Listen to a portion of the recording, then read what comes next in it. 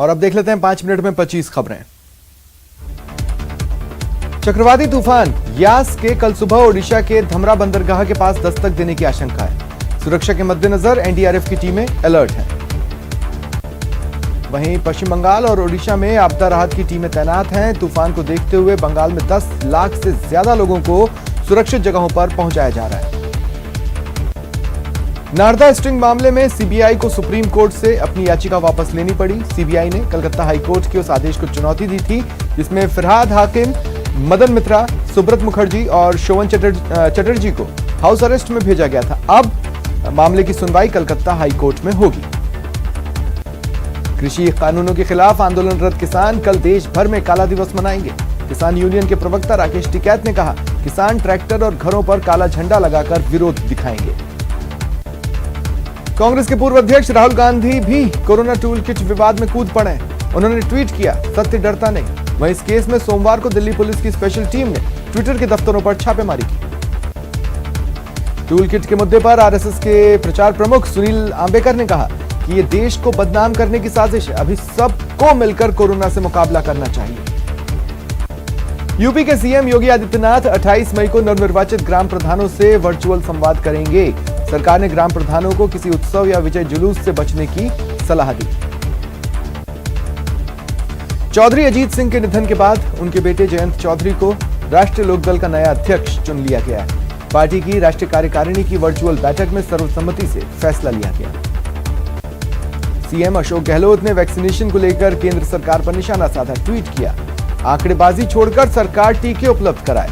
CM ने कहा, अगर बच्चे संक्रमित हुए तो देश कभी माफ नहीं करेगा। सांसद राज्यवर्धन सिंह राठौड़ ने राज्य सरकार पर निशाना साधा। कहा, सरकार को विधायकों का लॉयल्टी टेस्ट नहीं बल्कि कोरोना टेस्ट पर फोकस करना चाहिए। लोकसभा स्पीकर ओम बिरला आज से 7 दिवसीय प्रवास पर बूंदी पहुंचे। अस्पताल का निरीक्षण किया।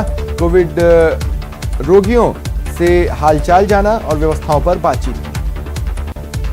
बिरला ने अस्पताल में व्यवस्थाओं को संतोषजनक बताया और ग्रामीण इलाकों में इंफ्रास्ट्रक्चर मजबूत करने के लिए अधिकारियों को निर्देश दिए।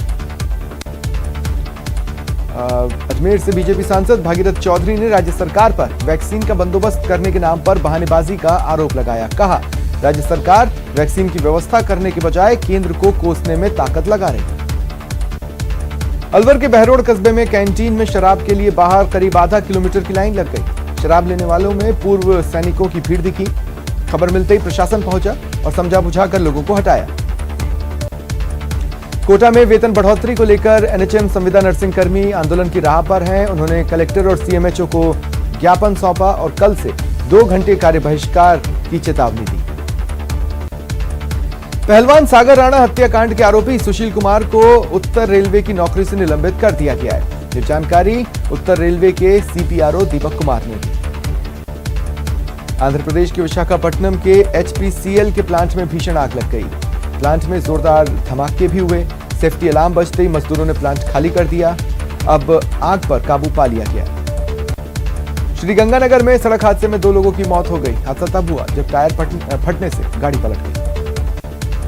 एसीबी ने चित्तौड़गढ़ में बड़ी कार्रवाई की। बड़ी सादड़ी नगर पालिका के चेयरमैन के साले को 2 लाख की रिश्वत के साथ गिरफ्तार किया। जालोर पुलिस ने 2 क्विंटल 84 किलो डोडा पोस्ट बरामद किया। एक बाल अपचारी को संरक्षण में लिया। एक टैंकर और एक गेटवे गाड़ी भी जब्त हुई। सीबीएसई द्वारा परीक्षा कराने के फैसले को रद्द करने की जोर शोर से मांग उठ रही है। 300 छात्रों ने सीजेआई को चिट्ठी लिख परीक्षा रद्द करने की मांग की। व्हाट्सएप ने सरकार के कड़े रुख के बाद भी अपनी विवादित प्राइवेट पॉलिसी वापस लेने से इनकार कर दिया। हालांकि सरकार के रुख को देखते हुए उसने कहा कि प्राइवेसी पॉलिसी एक्सेप्ट नहीं करने वाले यूजर्स के व्हाट्सएप अकाउंट के फीचर्स फिलहाल कम नहीं किए जाएंगे। अलवर में 10 पार्षदों ने पानी की समस्या के विरोध में जलदाय विभाग के सामने मटका फोड़ प्रदर्शन किया। साथ ही आरोप लगाया कि बार-बार शिकायत की फिर भी पेयजल की सप्लाई नहीं हो रही। मरुधरा में आज से नौतपा शुरू हो गया है। अगले 9 दिनों तक यानी 3 जून तक ये रहेगा। गर्मी का प्रचंड रूप इस दौरान देखने को मिलेगा। आईपीएल के बाकी मैच 19 से 20 सितंबर से दुबई में हो सकते हैं। सूत्रों की माने तो इस पर लगभग सहमति बन गई है। आईपीएल का फाइनल 10 अक्टूबर को खेला जा सकता है। चलिए बढ़ेंगे आगे। कोरोना के बढ़ते हमले के बीच देश भर में